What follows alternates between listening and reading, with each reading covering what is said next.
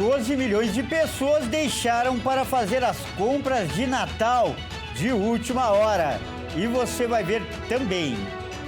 Preços de produtos da ceia de Natal podem variar até 170% de um lugar para o outro. Lula aumenta o número de países visitados em 2025 e fica quase 2 meses fora do Brasil. E ainda, imagens da festa dos jogadores do Corinthians, campeões da Copa do Brasil. Tudo isso a partir de agora. Olá, muito bom dia. Agora são 11 horas e 31 minutos pelo horário de Brasília. Eu sou o Kleber Werneck e a partir de agora você confere comigo as principais notícias desta segunda-feira, dia 22 de dezembro. Uma ótima semana para você. E olha, a espera pelo 13º salário e a expectativa de promoções fazem com que as compras dos presentes de fim de ano fiquem para a reta final antes da chegada da data comemorativa. Mas a falta de pesquisa e também as opções de compras podem prejudicar o consumidor de última hora. Vamos ver.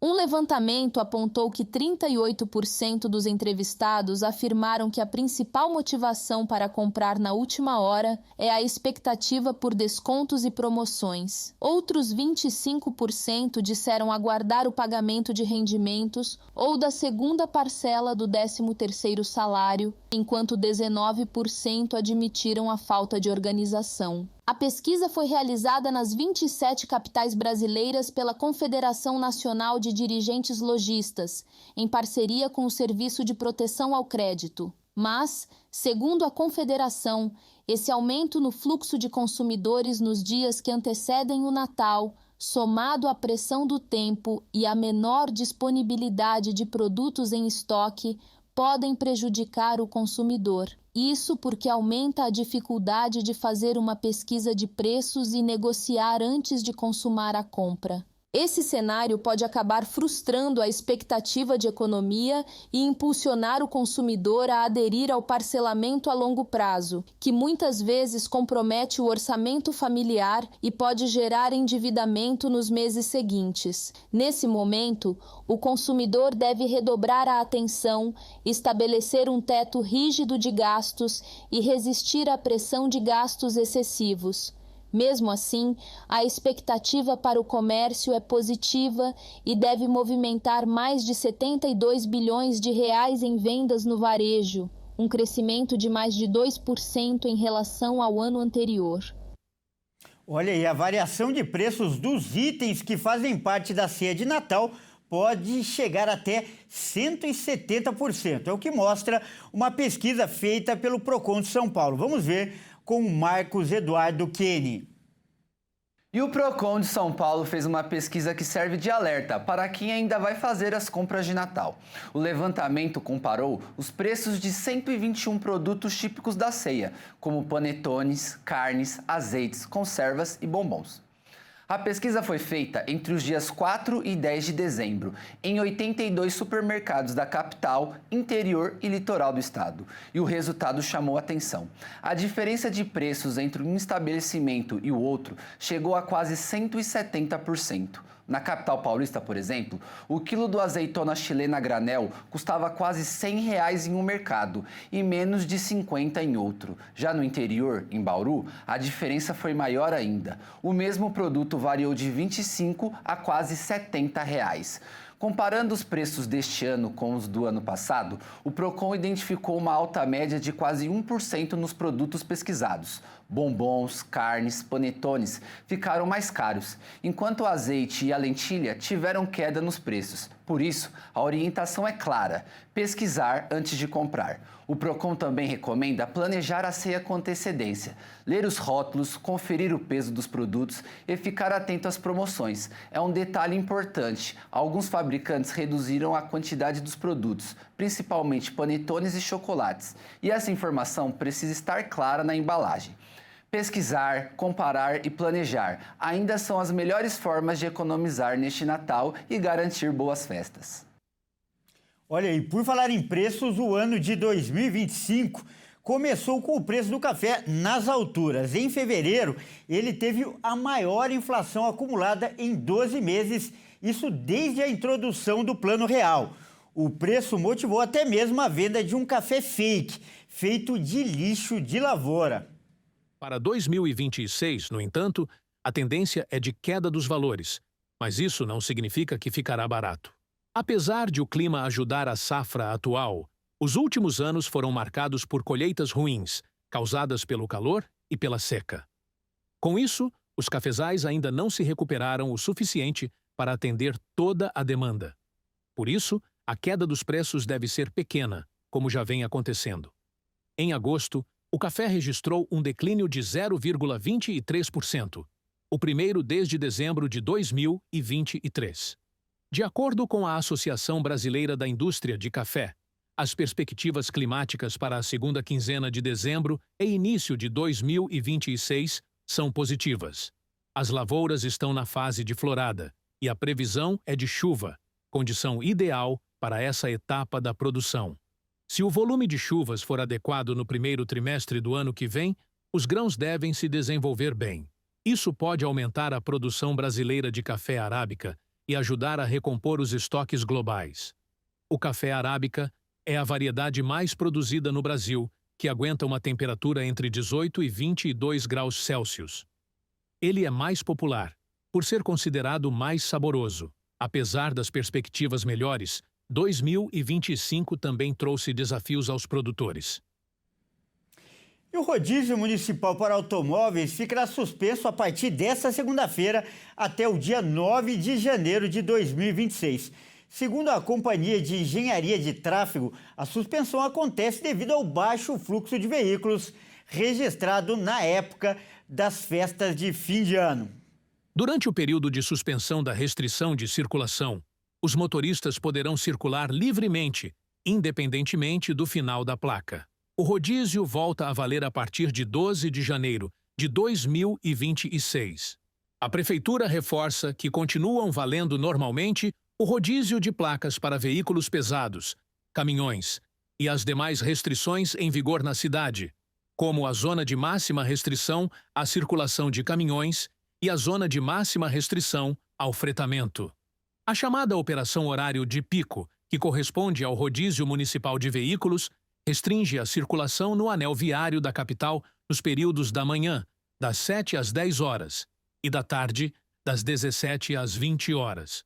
Durante o rodízio, os veículos ficam impedidos de circular no centro expandido, que inclui as vias que delimitam o chamado mini-anel viário, formado pelas marginais Tietê e Pinheiros, Avenidas dos Bandeirantes e Afonso de Scragnoli, Taunay, Complexo Viário, Maria Maluf, Avenidas Tancredo Neves e Juntas Provisórias, Viaduto Grande São Paulo e Avenidas Professor Luiz Inácio de Anhaia Melo e Salim Farah Maluf. De acordo com o Código de Trânsito Brasileiro, transitar em locais e horários não permitidos pela regulamentação do rodízio é considerado infração média, sujeita a multa de R$ 130,16 e 4 pontos na Carteira Nacional de Habilitação. Para informações sobre trânsito, ocorrências, reclamações, remoções e sugestões, os motoristas podem entrar em contato pelo SP 156. E pelo menos 1.300 motoristas, mecânicos e funcionários administrativos das viações Vila Isabel e Real, que operam na zona norte do Rio de Janeiro, entraram em greve na manhã desta segunda-feira. A mobilização impacta diretamente a operação de 24 linhas de ônibus, que fazem trajetos entre bairros das zonas Sul, Norte, Sudoeste e Central da cidade. De acordo com o Sindicato dos Rodoviários, o movimento ocorre após uma série de problemas que se arrastam há meses. Segundo o sindicato, os trabalhadores estão concentrados em 4 pontos: Central do Brasil, Terminal Gentileza, um terreno na Avenida Brasil, ao lado do Açaí, e a garagem em Vila Isabel. Segundo a Prefeitura do Rio de Janeiro, o repasse de subsídios aos consórcios está em dia e que a paralisação é uma questão entre empregadores e funcionários das empresas. A crise das viações Real e Vila Isabel não é novidade. Nos últimos 2 meses, foram mostrados problemas graves, como ônibus circulando sem manutenção, frota reduzida e atrasos constantes. A situação se agravou após um ônibus da empresa pegar fogo dentro do túnel Rebouças, em novembro, colocando passageiros em risco. Em nota, o Rio Ônibus e o consórcio Intersul informam que acompanham a situação e reforçam que ela evidencia a grave crise enfrentada pelo setor, já alertada reiteradas vezes. E começa amanhã a saída temporária de presos para as festas de fim de ano. Ao todo, 30 mil condenados no estado de São Paulo serão beneficiados pela chamada saidinha. O benefício, concedido apenas a presos em regime semiaberto, foi regulamentado em 2025 pela Portaria número 0/2025 do Tribunal de Justiça de São Paulo. O Departamento Estadual de Execuções Criminais define os prazos específicos e os procedimentos para o processamento das autorizações de saída temporária. O direito aos dias em liberdade tem previsão para encerrar em 5 de janeiro de 2026, às 18 horas, quando todos os beneficiados deverão retornar para recolhimento prisional. As autoridades responsáveis pelos presídios devem remeter à Justiça, em ordem alfabética, a relação dos presos que satisfaçam as condições para usufruir do benefício. Para aqueles sentenciados que já usufruíram da saída anterior, sem cometer qualquer falta que exclua os requisitos, a autorização será considerada automaticamente prorrogada para o período seguinte. A Lei de Execução Penal estabelece que apenas os condenados que cumprem pena em regime semiaberto podem obter a autorização para a saída temporária do estabelecimento sem vigilância direta. E veja a seguir, a festa corintiana após o título da Copa do Brasil diante do Vasco no Maracanã. E agora na sua tela a vista do Rio de Janeiro, 29 graus por lá. E o Redação Hit volta já.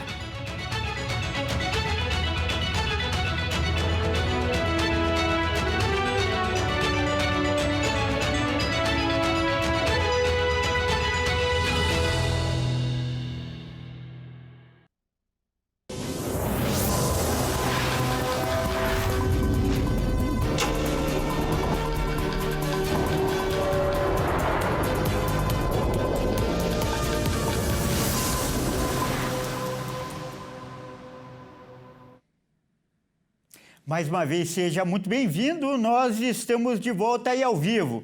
São 11 horas e 45 minutos pelo horário de Brasília.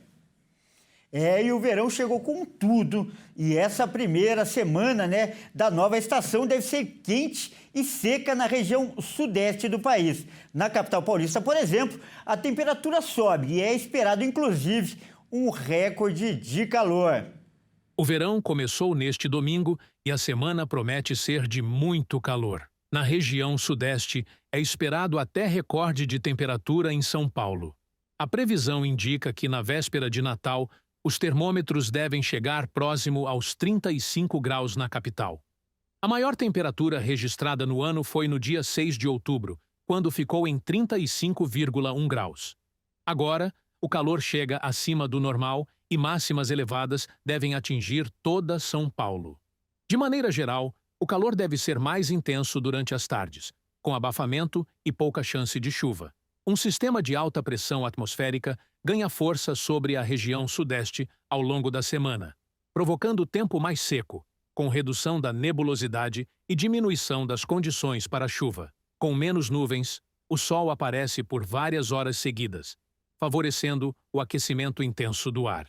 Para este início de semana, as temperaturas devem ficar entre 20 e 32 graus na capital paulista. Não há expectativa para temperaturas abaixo de 20 graus nos próximos dias. E até o Natal, não há chance de chuva forte em São Paulo. Outras capitais também vão enfrentar tempo seco. O calor intenso chega ao Rio de Janeiro, que pode registrar até 38 graus. Belo Horizonte e Vitória terão máximas de 34 graus.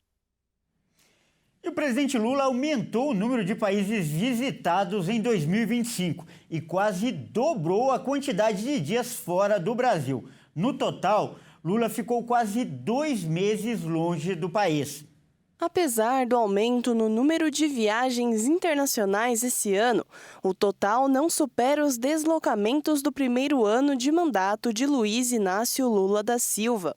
Em 2023, o presidente passou 75 dias fora do país e visitou 24 nações, com o discurso de que o Brasil tinha voltado ao cenário e ao prestígio mundial.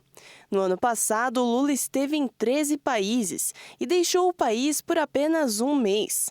E agora, em 2025, foram 16 nações e 52 dias, ou seja, quase 2 meses fora do território nacional. O presidente visitou o Uruguai, o Japão, o Vietnã, a Itália, a Rússia, a China, entre outros países. Além disso, Lula visitou nações na Ásia, Europa, África, América do Sul e América do Norte. Na ausência do presidente, quem assume o Palácio do Planalto é o vice-presidente Geraldo Alckmin. O planejamento do presidente para o ano que vem é visitar ao menos 4 países durante o período eleitoral, mas deve diminuir o ritmo de suas saídas para disputar a reeleição. Olha, e de olho nas eleições de 2026, alguns partidos já se movimentam para costurar alianças nacionais. É o caso do presidente do PSD, Gilberto Kassab, que articula o nome de Zema para ser o vice de Flávio Bolsonaro na disputa pela presidência. O atual governador do estado de Minas Gerais, Romeu Zema, é um dos nomes cotados para compor a chapa de Flávio Bolsonaro ao Palácio do Planalto como vice-presidente. A articulação vem sendo conduzida pelo presidente do PSD, Gilberto Kassab, com quem Zema se reuniu na última semana.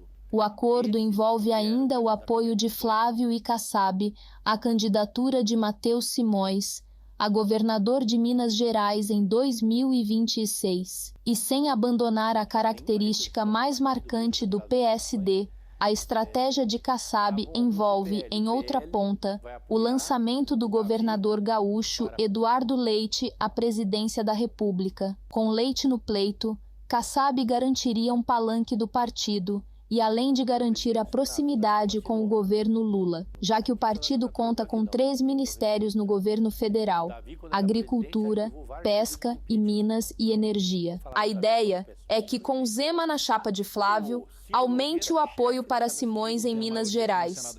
Além disso, Flávio ganharia um palanque relevante no 2º maior colégio eleitoral do país. E em São Paulo, ele teria o apoio do governador Tarcísio de Freitas, que não tem sinalizado que irá disputar o Planalto. Esse movimento também pressupõe a desistência de Ratinho Júnior ao Planalto. O governador do Paraná não tem dado sinais de que pretende partir para a disputa nacional. E agora é hora de falar de esportes aqui no Jornal da Manhã. E quem traz as informações é o Henrique Bonaita. Bom dia, Henrique. Henrique, com a temporada da América do Sul chegando ao fim, já temos então definidos os times que vão disputar a Libertadores de 2026, não é mesmo? Isso mesmo, Kleber. Bom dia para você e a todos de casa. A maior competição da América Latina está quase definida. Resta agora uma vaga de 47. E aqui no Brasil, a última vaga ficou com o Corinthians, que venceu a Copa do Brasil. A principal competição do continente já tem os seus classificados e 8 deles são times brasileiros. Ao todo, 46 das 47 vagas já estão preenchidas. Resta apenas uma vaga, que será definida a partir da Copa da Bolívia. A final será entre Bolívar e Nacional Potosí. Se o Bolívar for campeão, o San Antônio Bulo Bulo herda a vaga pela 4ª colocação do campeonato. Se o Nacional Potosí ficar com a taça, ele garante vaga e o Bolívar entra como vice-campeão do campeonato boliviano. Pelo Brasil, além do Timão, que garantiu sua vaga após vencer a Copa do Brasil, o Flamengo, Palmeiras, Cruzeiro, Mirassol, Fluminense, Botafogo e Bahia também vão disputar a competição, sendo que o Botafogo e o Bahia entram na fase prévia. Veja os outros times classificados. Na Argentina, Argentinos Júnior, Boca Juniors, Independente Rivadavia, Lanús, Platense, Rosário Central e Estudiantes. Na Bolívia, Always Ready, Bolívia, The Strongest e o campeão da Copa da Bolívia. No Chile, Coquimbo Unido, Huachipato, O'Higgins, Universidade Católica. Na Colômbia, Independiente Santa Fé, Deportivo Independiente Medellín, Tolima e Júnior Barranquilla. No Equador, Independiente del Valle, Universidade Católica, LDU e Barcelona. No Paraguai, 2 de Maio, Cerro Porteño, Guarani e Liberdade. No Peru, Aliança Lima, Cusco, Sport Cristal e Universitário. No Uruguai, Juventude, Liverpool, Nacional e Peñarol. Já na Venezuela, Carabobo, Deportes Laguaira, Universidade Central de Venezuela e Deportivo Chara. De acordo com o calendário divulgado pela entidade máxima do futebol sul-americano, a fase de grupos da Libertadores terá início em 8 de abril do próximo ano e o sorteio dos grupos acontece em 18 de março. Henrique, o último classificado aí foi o Corinthians, né? O grande campeão da Copa do Brasil. Aliás, jogadores e torcida ainda estão em festa, não é mesmo? Estão sim, Kleber. Agora é hora de comemorar. O clube, inclusive, divulgou imagens do elenco no voo de volta ao Rio de Janeiro. De volta do Rio de Janeiro. E em meio de toda essa alegria, a previsão é que o ano que vem não seja de muitos investimentos no timão. A ordem no Corinthians é corte de gastos. Mesmo com o título da Copa do Brasil e a premiação de 77 milhões paga pela CBF, o clube de Parque São Jorge não deve fazer grandes investimentos para a temporada de 2026. A diretoria pretende usar o dinheiro arrecadado para derrubar o transferban, pagar dívidas e colocar o caixa do clube em dia. Internamente, o Corinthians também lida com pendências. Os jogadores têm a premiação a serem recebidas pela vitória diante do Cruzeiro nas semifinais e pelo título da Copa do Brasil, conquistado no último domingo após a vitória diante do Vasco por 2-1 no Maracanã. E com muita comemoração dos alvinegros, o elenco, a comissão técnica e a diretoria desembarcaram em São Paulo na madrugada desta segunda-feira e tiveram uma comemoração privada na Neoquímica Arena. A festa com a torcida foi marcada hoje também na Casa do Timão. Henrique, título mais que merecido, né? Muito merecido. A campanha do Corinthians foi espetacular, tomou só 3 gols também nessa campanha. Parabéns ao Corinthians, a toda a equipe, a toda a torcida do Corinthians e parabéns pela vaga na Libertadores também. Com certeza, e ontem ainda foi superior ao Vasco no jogo decisivo. E uma ótima tarde para você, uma ótima semana, Henrique. Obrigado e para todos de casa também. Grande abraço. Bom, essa edição fica por aqui. Eu agradeço demais a sua companhia. Uma ótima tarde e até mais.